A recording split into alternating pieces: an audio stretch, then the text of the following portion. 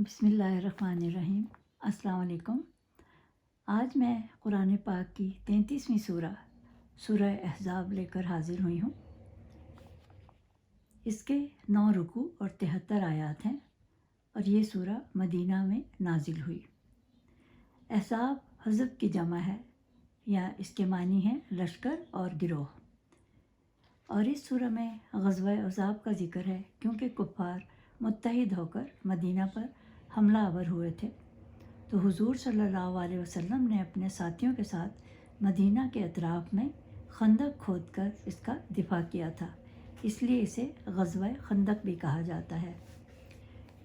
اس سورہ میں شرعی احکام کا ذکر کیا گیا ہے اور منافقوں کی عہد شکنی کا ذکر ہے، اور حضرت زینب کے نکاح کا بیان ہے، اور حضور صلی اللہ علیہ وسلم کی شان بیان کی گئی ہے، اور کہا گیا ہے کہ بیوی کو ماں کہہ کر نہ پکاریں اور نہ ہی منہ بولے بیٹے کو اپنا بیٹا مانیں۔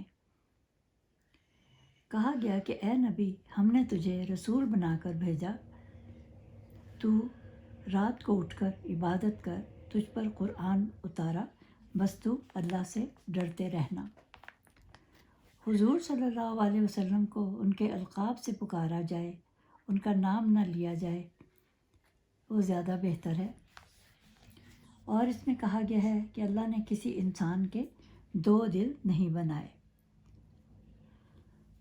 اس زمانے میں کچھ لوگ بیویوں کو ماں کہہ دیتے تھے اور منہ بولے بیٹے کو حقیقی بیٹا قرار دے کر اس کو وراثت کا حقدار قرار دیتے تھے، اس کے لیے یہ آیات نازل کی گئیں۔ ظہار کے معنی ہے بیوی کی کسی چیز کو اپنی ماں کی کسی چیز سے تشبیہ دینا، کہ تمہاری گردن یا کوئی اور جسم کا حصہ کہ میری ماں جیسا ہے، تو اس کو اس کا کفارہ ادا کرنا ہوگا۔ ایک غلام آزاد کرے یا 2 ماہ کے روزے رکھے، اور درمیان میں کوئی روزہ نہ چھوڑے، اور نہ ہی بیوی سے صحبت کرے، اور اگر روزہ نہ رکھ سکے تو 60 مسکینوں کو کھانا کھلائے۔ احتیاط کرے، کیونکہ صرف پیدا کرنے والی ہی ماں ہوتی ہے، بیوی کو ماں بہن کہنا جائز نہیں، اور لے پالک بیٹا اپنا بیٹا نہیں ہوتا۔ یہ آیات اس لیے نازل ہوئیں کہ حضرت زید کو حضور نے اور حضرت خدیجہ رضی اللہ تعالیٰ نے اپنا بیٹا بنا کر پالا تھا۔ ان کے والد ان کو لینے بھی آئے تھے، مگر حضرت زید نے انکار کر دیا ان کے ساتھ جانے سے، اور حضور صلی اللہ علیہ وسلم کی خدمت میں ہی رہے۔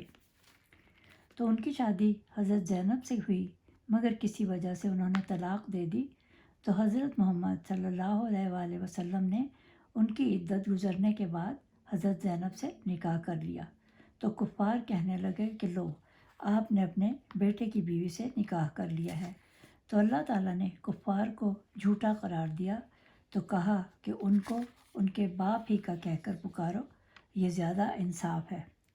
بچہ گود لینا جائز ہے، مگر ہر جگہ اس کے حقیقی باپ کا نام لکھنا ہوگا، کیونکہ وہ اپنے باپ کا ہی بیٹا کہلائے گا۔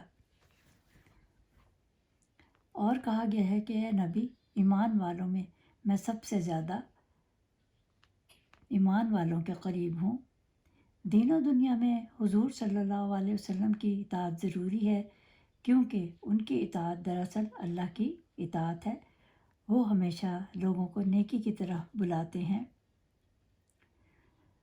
اور کہا گیا ہے کہ ازواج مطہرات امت کی مائیں ہیں اور ان کا احترام لازم ہے، اور مہاجرین اور انصار کو بھائی بھائی بنا دیا، مگر کہا کہ میراث میں ان کا کوئی حصہ نہیں، اسی لیے یہ آیات اس میں نازل کی گئیں۔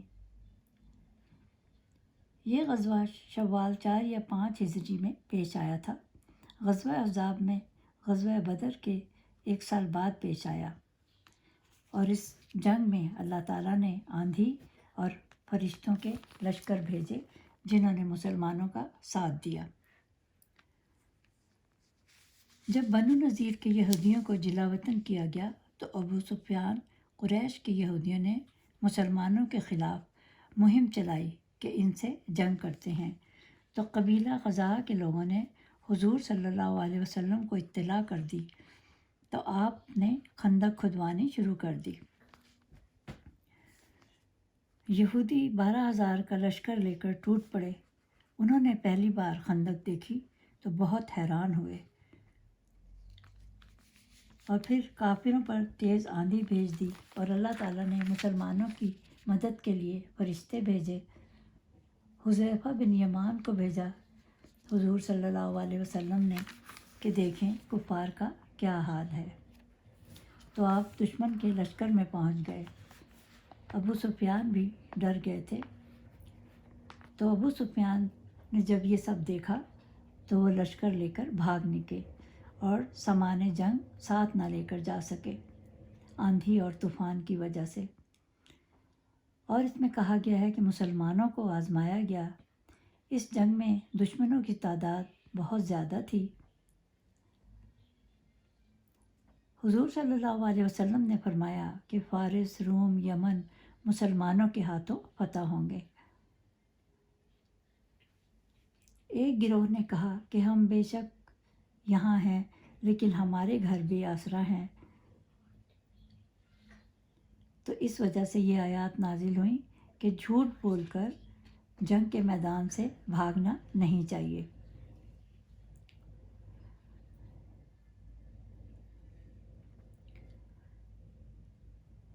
جو لوگ منافق تھے وہ بھاگنا چاہتے تھے، وہ بزدل تھے، اور انہوں نے اللہ سے کیا گیا وعدہ توڑ دیا، کیونکہ وہ کفار کی فوج دیکھ کر ڈر گئے تھے۔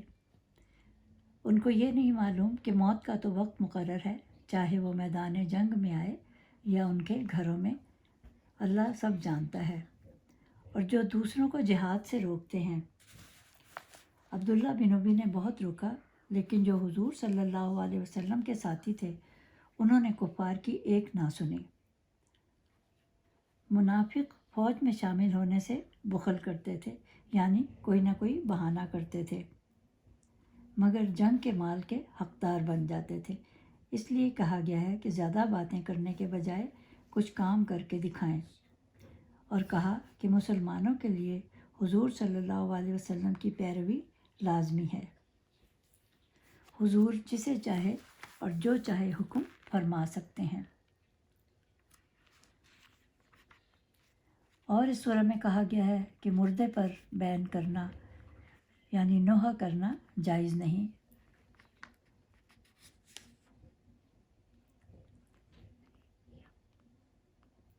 اسماء بنت عباس کو 3 دن کہا گیا کہ سنگھار نہ کرو، یعنی صرف ان کی عدت 3 دن قرار دی، جبکہ عدت 4 ماہ 10 دن ہے۔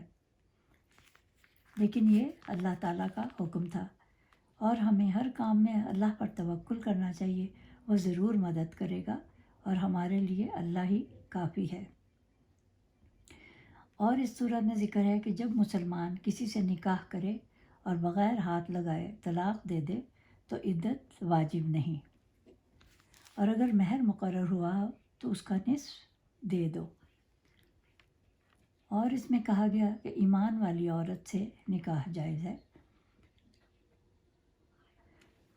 آپ صلی اللہ علیہ وسلم نے حضرت خدیجہ، حضرت عائشہ سے نکاح کیا تو ان کا مہر بھی دیا، اس لیے کہا کہ امت پر حق مہر مقرر کرنا جائز ہے۔ اس وقت کہا گیا کہ 10 درہم سے کم حق مہر مقرر کرنا منع ہے، اور حضور صلی اللہ علیہ وسلم کو خصوصی اختیار دیا گیا کہ جتنی مرضی شادیاں کریں، اور جس کے ساتھ رہنا چاہیں رہیں، اور جس کے ساتھ نہ رہنا چاہیں نہ رہیں۔ اور اختیار ملنے کے باوجود آپ صلی اللہ علیہ وسلم نے سب بیویوں میں عدل اور انصاف فرمایا، اور اللہ تعالیٰ ہر چیز کا نگہبان ہے۔ اور اس سورہ میں کہا گیا ہے کہ نبی کے گھروں میں مت داخل ہو، اگر بلائیں تب جاؤ، اور کھانا اگر کھلائیں تو کھاؤ، اور پھر بیٹھے نہ رہو، جلدی آ جاؤ۔ کیونکہ حضرت زینب علیہ السلام سے جب نکاح کیا تو کچھ لوگ کھانا کھا کر بیٹھے رہے اور طویل گفتگو میں گم ہو گئے، تو گھر والے بہت پریشان ہوئے کیونکہ وہ کوئی کام نہ کر سکتے تھے۔ اس لیے اللہ تعالیٰ نے یہ آیات نازل کی کہ دعوت کے بغیر کسی کے گھر میں نہ جائیں۔ اس وقت سب عورتیں رفع حاجت کے لیے باہر جایا کرتی تھیں۔ ایک دن حضور صلی اللہ علیہ وسلم کی بیوی حضرت سودا جا رہی تھیں تو حضرت عمر نے دیکھ لیا۔ حضرت سودا بہت لمبی تھیں۔ انہوں نے کہا کہ اے سودا، میں نے تمہیں پہچان لیا ہے۔ پھر اللہ تعالیٰ نے آیات حجاب نازل کی، یعنی ازواج مطہرات امت کی مائیں ہیں، ان سے نہ کچھ مانگو، اور اگر کچھ مانگو بھی تو پردے کے باہر سے مانگو۔ عورتوں پر کہا گیا کہ حیا سے رہیں، باپ بیٹے بھائی بھانجے سے کنیزوں سے پردہ نہیں ہے، محرم رشتہ داروں سے پردہ نہیں ہے، اور کہا کہ کافر عورتوں سے بھی پردہ کریں، اور کہا اے عورتوں اللہ سے ڈرتی رہو، بے شک اللہ اور فرشتے نبی پر درود بھیجتے ہیں، اور مسلمانوں تم بھی ان پر درود و سلام بھیجو، ان پر کروڑوں اور لاکھوں سلام۔ درود شریف کی آیات مدنی ہیں، فرشتے آپ پر صلوات بھیجتے ہیں، اور جو حضور صلی اللہ علیہ وسلم پر درود بھیجتا ہے اس کے 80 برس کے گناہ معاف کر دیے جاتے ہیں۔ درود پڑھنے کے فضائل یہ ہیں، جو حضور صلی اللہ علیہ وسلم پر درود بھیجتا ہے، اللہ اس کے یہ فرشتے اس شخص پر درود پڑھتے ہیں، اور درود جو ہے خطاؤں کا کفارہ بن جاتا ہے، اعمال پاکیزہ ہو جاتے ہیں، درجات بلند ہوتے ہیں، گناہوں کی مغفرت کر دی جاتی ہے، اور ان کے نامہ اعمال میں ایک قرات لکھا جاتا ہے جو احد پہاڑ کی مثل ہے، مصائب سے نجات مل جاتی ہے، اور اس کی قیامت کے دن حضور صلی اللہ علیہ وسلم خود گواہی دیں گے، اللہ کی رضا اور رحمت حاصل ہوتی ہے، اللہ کی ناراضگی سے امن ملتا ہے، عرش کے سائے کے نیچے جگہ ملے گی، میزان میں نیکیوں کا پلڑا بھاری ہوگا، حوض کوثر پر حاضری کا موقع ملے گا، قیامت کی پیاس سے محفوظ ہو جائے گا، جہنم کی آگ سے چھٹکارا پائے گا، پلِ صراط پر چلنا آسان ہوگا، مرنے سے پہلے جنت کی منزل دیکھ لے گا، جنت میں کثیر بیویاں ملیں گی، 20 غزوات سے بھی زیادہ ثواب ملے گا، اور تنگ دست کو سخی کر دیا جائے گا، مال میں برکت ہوگی، ہر حاجت پوری ہوگی، یہ اللہ کا پسندیدہ عمل ہے، مجالس کی زینت ہے، فقر دور ہوگا، زندگی کی تنگی دور ہوگی، خیر کا مقام ملے گا، اور وہ شخص حضور صلی اللہ علیہ وسلم کے زیادہ قریب ہوگا، دشمنوں پر فتح ہوگی، نفاق سے دل پاک ہوگا، لوگ اس سے محبت کریں گے، اور خواب میں حضور صلی اللہ علیہ وسلم کی زیارت نصیب ہوگی، وہ شخص لوگوں کی غیبت سے محفوظ رہے گا، دین و دنیا میں نفع ملے گا، اور یہ ایک عظیم عبادت ہے، اور حضور صلی اللہ علیہ وسلم بہت رحیم و شفیق ہیں، محسن اعظم ہیں۔ جو شخص درود نہیں پڑھتا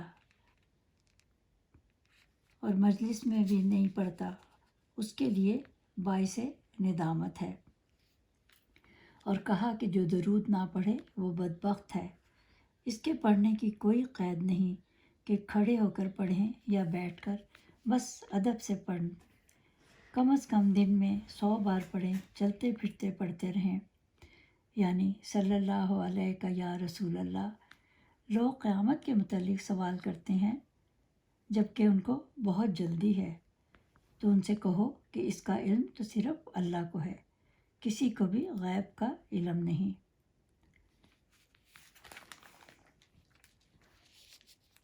5 ہجری میں غزوہ خندق ہوئی، یہ تیسری لڑائی تھی، پہلی جنگ بدر، دوسری جنگ احد، اور تیسری غزوہ خندق یعنی احزاب۔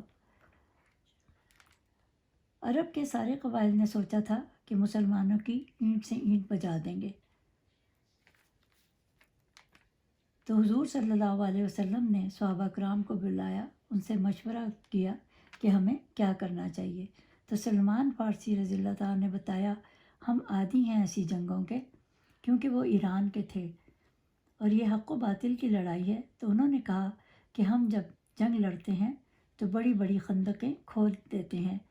یہ آسان کام نہ تھا اور مدینہ کے اطراف میں خندق کھودنا، لیکن سب نے مل کر خندق کھودی اور حضور صلی اللہ علیہ وسلم نے بھی اس میں حصہ لیا۔ روم عیسائی تھے اور فارسی ایران کے تھے، ایک کتاب کو ماننے والے۔ وہاں پر حضور صلی اللہ علیہ وسلم کے بہت سے معجزات دیکھے، اور معجزات ہمیشہ ڈرانے کے لیے دکھائے جاتے ہیں، اور معجزہ کافروں کے لیے موت کی خبر ہے، بے صبروں کے لیے ٹینشن اور عذاب ہے، اور نیکوکاروں کے لیے رحمت ہے۔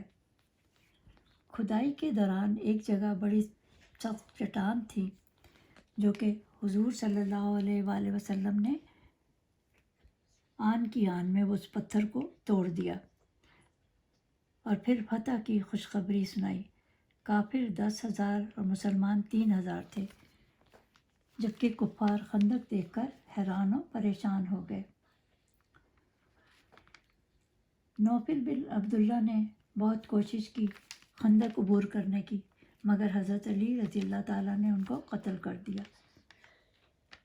حسان بن ثابت کے گھر عورتوں اور بچوں کو محفوظ مقام پر پہنچا دیا گیا۔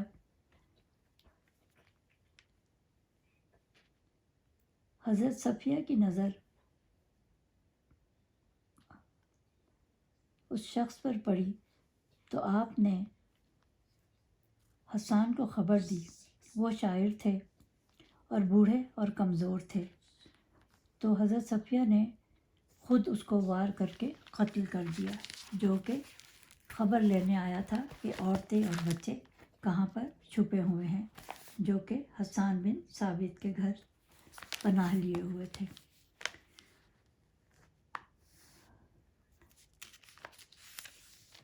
عمر بن عبداللہ نے پکارا کہ وہ کون ہے جو میرا مقابلہ کرے گا؟ وہ پہلوان تھا۔ تو حضرت علی رضی اللہ تعالیٰ نے کہا کہ جلدی نہ کر، میں تیرا مقابلہ کروں گا۔ تو حضور صلی اللہ علیہ وسلم نے اپنی تلوار ان کو دی،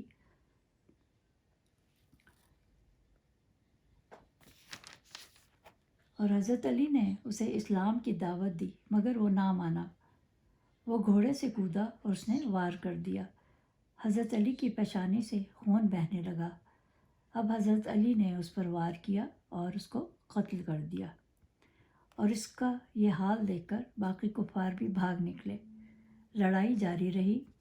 ظہر سے عشاء کوئی بھی نماز نہ پڑھ سکا۔ جنگ رکنے پر حضرت بلال رضی اللہ تعالیٰ نے حضور صلی اللہ علیہ وسلم کے حکم سے اذان دی، تب سب نے تمام نمازیں قضا پڑھیں۔ خالد بن ولید نے بھی حملہ کیا مگر ناکام رہے۔ تب اللہ تعالیٰ نے حضرت جبرائیل علیہ السلام کے ذریعے خبر دی کہ ان پر طوفان آنے والا ہے۔ سرخ آندھی اور طوفان نے کفار کو گھیر لیا، اور اس قدر ریت اڑی کہ اللہ کا عذاب فرشتوں کے ذریعے نازل ہوا کہ کفار ڈر گئے اور ان کی آنکھیں بند ہو گئیں۔ حضرت زبیر کو حضور نے پتہ کرنے بھیجا، تو ابو سفیان سمجھ گیا کہ کوئی جاسوس ہے، لیکن وہ کچھ نہ کر سکا۔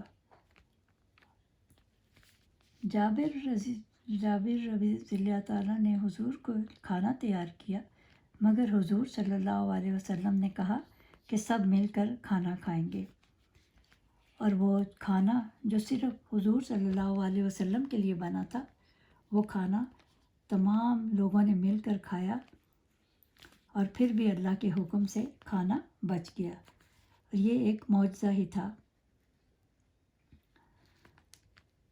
25 دن تک محاصرہ جاری رہا۔ آخر کار کفار نے ہار مان لی اور پیچھے ہٹ گئے، اور پھر اللہ تعالیٰ نے کافروں پر لعنت بھیجی اور کہا کہ وہ دیکھیں گے جس دن ان کو آگ میں پھینکا جائے گا۔ اس جنگ میں بہت کم لوگ شہید ہوئے، صرف 10 مشرک مارے گئے اور 7 مسلمان۔ اس کے فضائل میں آپ کو بتا دوں اس صورت کے پڑھنے کے، کہ اگر کوئی دشمن ہو تو 7 مرتبہ پڑھیں، وہ انشاءاللہ تابع دار ہو جائے گا، اور اگر میاں بیوی میں مثالی محبت چاہیے تو 7 بار پڑھ کر پانی پر دم کر کے رکھ لیں، اور رشتے اچھے آنے کے لیے روزانہ فجر سے پہلے 41 دن تک پڑھیں۔ اس صورت کو پڑھنے والا عذاب قبر سے محفوظ رہے گا، اور پڑھنے والے کی اللہ مدد کرے گا وہاں سے جہاں سے اسے گمان بھی نہ ہوگا۔